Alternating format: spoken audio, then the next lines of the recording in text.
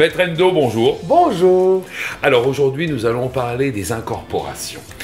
Maître Endo, vous me mentionnez un petit peu plus tôt que pour un vigneron français, italien ou espagnol qui veut s'implanter, tout du moins qui veut implanter la distribution de ses produits au Canada, c'est judicieux pour lui d'incorporer son entreprise au Canada. Pourquoi?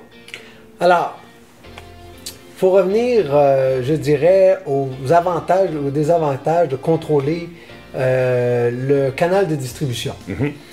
C'est bon, dans un premier temps, lorsque le vigneron décide pour différentes raisons de s'incorporer au Canada, oui, il décide de contrôler sa marque, de contrôler aussi mieux ses prix, sa clientèle, et de constituer à long terme peut-être une véritable force de vente. D'accord. Si je comprends bien, vous êtes en train de m'expliquer qu'en s'incorporant au Canada, le vigneron n'est pas à la merci de son agent qui va lui dire ça marche pas, il y a tel problème, les ventes sont pas fortes parce qu'il y a ci, parce qu'il y a ça.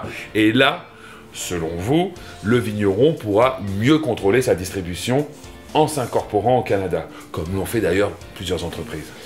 Tout à fait. Cependant, il faut quand même mettre certains bémols. Oui.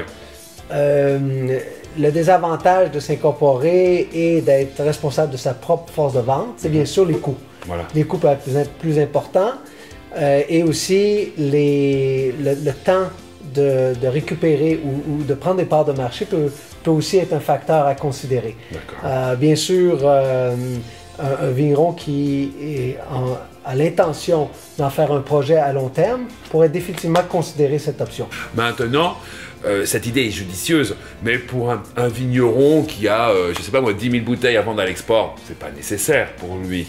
C'est surtout pour de beaux volumes, j'imagine une marque qui veut s'installer et puis qui a des ambitions de, je sais pas, 100 000 bouteilles par exemple, où on peut commencer même avec des petits volumes. Et il est important que ce soit quand même une stratégie à long terme. D'accord. Les coûts sont quand même importants, surtout dans la mesure où le vigneron veut vraiment contrôler une incorporation, ça coûte combien?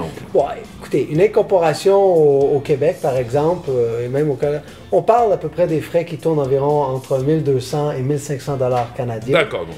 À ce moment-là, le vigneron aura un choix à faire.